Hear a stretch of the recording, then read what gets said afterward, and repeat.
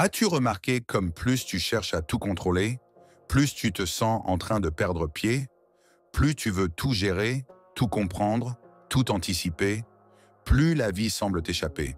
Et si l'obsession du contrôle n'était pas une force, mais une souffrance invisible, une tension intérieure, silencieuse, enracinée dans la peur, une fatigue de l'âme, que tu portes sans même t'en rendre compte.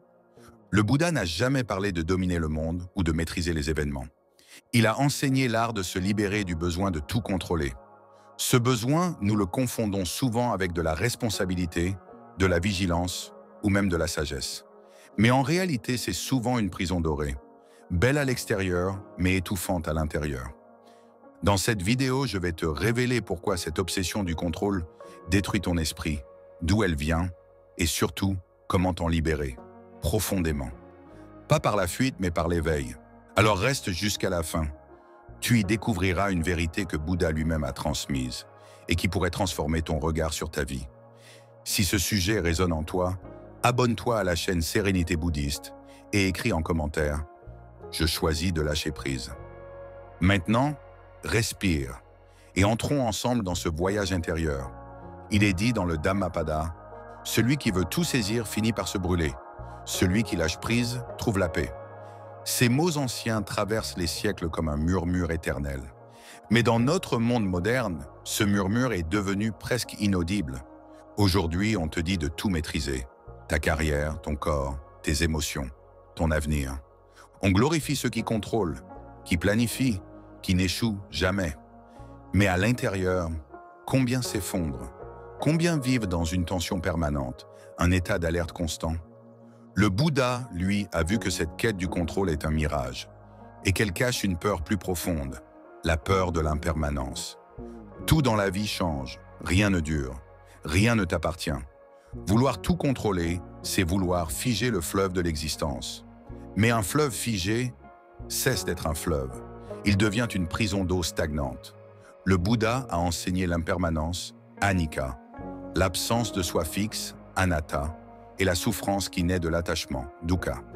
Et parmi les attachements les plus subtils, il y a celui au contrôle.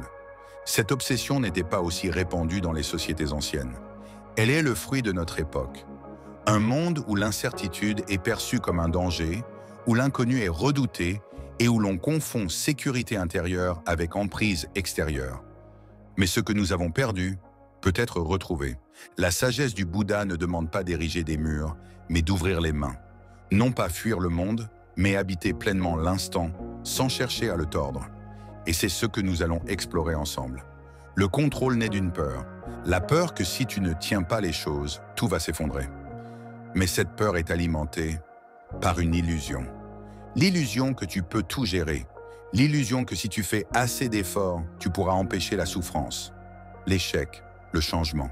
Et pourtant, as-tu remarqué, plus tu cherches à tout contrôler, plus les choses te résistent.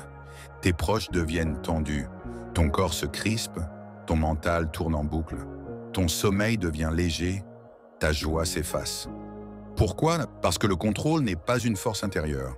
C'est une tension, une contraction de l'être. Le Bouddha a enseigné que toute chose est impermanente, et vouloir fixer l'impermanent, c'est comme vouloir capturer le vent avec les mains. Tu t'épuises et tu ne retiens rien. Il y a des formes de contrôle visibles. Planifier à l'excès, vouloir changer les autres, tout vérifier 2 fois. Mais il y a aussi des formes plus subtiles.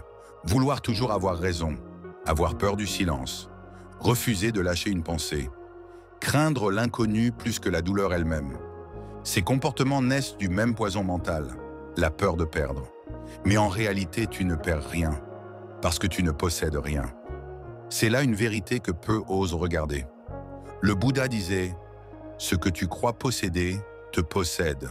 Ce à quoi tu tiens, te tient. » Alors que se passerait-il si tu desserrais un peu ta prise? Si tu respirais simplement, sans vouloir retenir?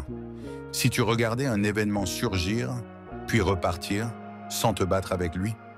Ce n'est pas de l'indifférence, c'est de la présence sans saisie. Le contrôle naît du mental agité, mais la paix, elle, émerge du cœur ouvert. Le chemin bouddhiste n'est pas celui du contrôle. C'est celui de l'attention profonde, du lâcher-prise conscient et de la confiance dans la vie telle qu'elle est. Et c'est dans cette confiance que la vraie liberté commence. L'obsession du contrôle n'est pas seulement un comportement, c'est une forme d'ignorance, un refus de voir la réalité telle qu'elle est, mouvante, incertaine, vivante. Ce refus crée du karma, un karma subtil qui ne se voit pas toujours, mais qui agit comme une ombre silencieuse. Chaque fois que tu t'accroches, que tu résistes à ce qui est, tu nourris un cycle, celui de la peur, de la frustration, de l'attente. Et ce cycle se répète encore et encore, parce que tu crois que ta sécurité intérieure dépend de ce que tu contrôles à l'extérieur. Mais ce n'est pas le monde extérieur que tu cherches à maîtriser, c'est ton sentiment de fragilité intérieure. C'est l'ego qui dit « Si je contrôle tout, je ne serai pas blessé. Si je prévois tout, je ne souffrirai pas. » Mais l'ego est une illusion, un mirage qui croit pouvoir diriger un monde qui ne lui appartient pas. Il veut figer le vent, retenir les vagues, arrêter le temps. Or, le Bouddha a enseigné que tout ce qui naît est voué à disparaître. Même ton corps, même tes pensées, même tes relations, tes plans, tes rêves. Vouloir tout tenir, c'est vouloir nier cette vérité. Et cette négation est une source de douleur intérieure immense, car elle t'éloigne de la réalité, de l'instant, de toi-même. Regarde bien, le contrôle n'est pas un refuge, c'est un faux abri, bâti sur le sable mouvant de l'impermanence. Et plus tu t'y réfugies, plus tu t'éloignes du vide sacré que le Bouddha nous invitait à contempler. Ce vide n'est pas une absence. Il est espace, accueil, silence fertile. Mais l'ego en a peur, car il ne peut pas le posséder. Alors il tente de remplir ce vide avec des certitudes, des listes, des règles, des plans. Mais il y a une autre voie, une voie plus silencieuse, plus vaste, celle du non-attachement. Non pas l'indifférence, mais la capacité à laisser être ce qui est. Tu n'as pas besoin de tout contrôler pour être en paix. Tu as besoin d'accepter que tu n'as jamais contrôlé quoi que ce soit. Et dans cette acceptation se trouve une liberté que le mental ne peut pas comprendre, mais que l'âme, elle, reconnaît immédiatement. Le contrôle est un réflexe du mental, mais le lâcher-prise, lui, s'invite dans le corps, dans la respiration, dans l'instant. Tu ne peux pas te forcer à lâcher prise, mais tu peux créer les conditions pour que cela se produise naturellement. Voici quelques pratiques simples, mais profondes. Premier, le souffle de l'abandon. Assieds-toi, ferme les yeux, inspire profondément en accueillant la tension, puis expire, comme si tu laissais aller tout ce que tu ne peux pas contrôler. Fais-le lentement, 9 fois. À chaque expiration, dis intérieurement « Je laisse la vie me porter ». Laisse les épaules descendre, le ventre se relâcher, le front s'adoucir. Tu n'as rien à faire, rien à prouver, juste respirer. 2. Une tisane pour lâcher la pression. Certaines plantes sont des alliés du lâcher-prise. Prépare une infusion de passiflore, apaise l'agitation. Mélisse, libère les tensions nerveuses. Tilleul, ouvre le cœur. Bois-la lentement, en silence, sans écran, sans distraction. Juste toi, ta tasse et l'instant. C'est un acte simple, mais sacré. Et parfois, le sacré commence dans le geste le plus humble. Troisième, le rituel du matin. Posez l'intention. Chaque matin avant d'ouvrir ton téléphone, assieds-toi et pose cette intention intérieure. Aujourd'hui, je choisis la confiance. Je n'ai pas besoin de tout contrôler pour être en paix.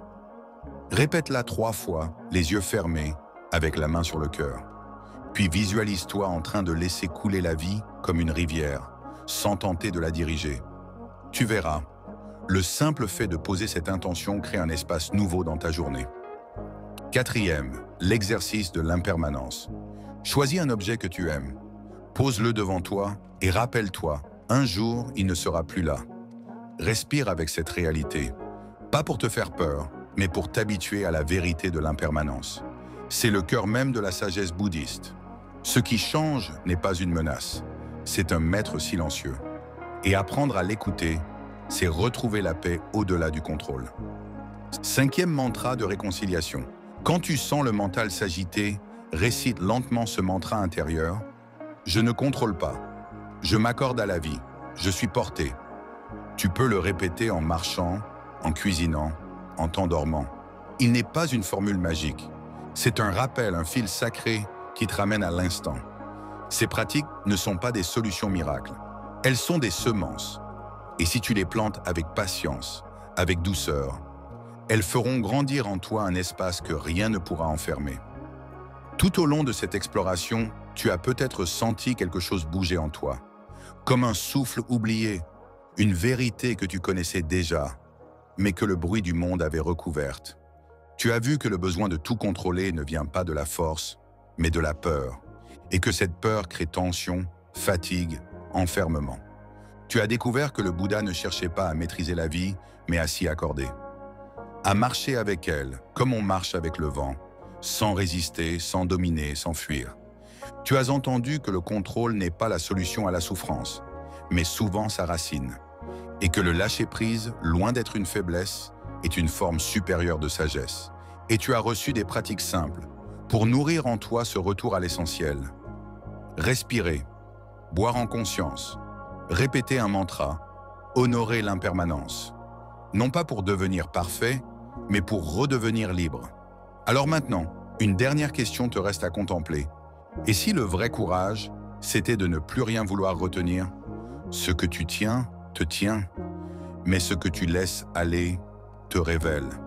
Si cette vidéo a touché quelque chose en toi, alors je t'invite à t'abonner à cette chaîne, Sérénité Bouddhiste. Ici, on ne cherche pas à convaincre, on cherche à se souvenir. Laisse en commentaire « Je choisis de ne plus m'agripper » et partage cette vidéo à une personne que tu sens tendue, fatiguée, en lutte. Elle n'a peut-être besoin que d'un mot, d'un souffle. Merci pour ta présence.